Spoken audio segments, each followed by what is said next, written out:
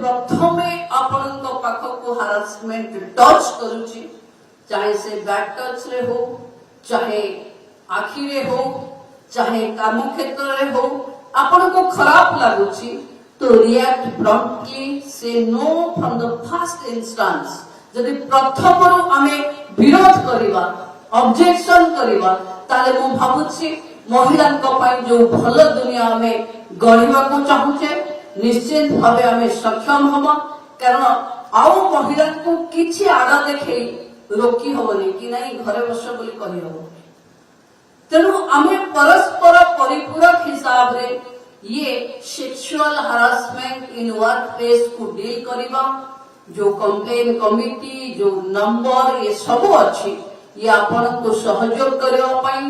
सुविधा पाई अच्छी जेबे जेबे आपण को पाखे हरासर मानकर नजर आसीबो आपण माने ताको ठीक से व्यवहार करिवे बोली मोर विशेष अनुरोध।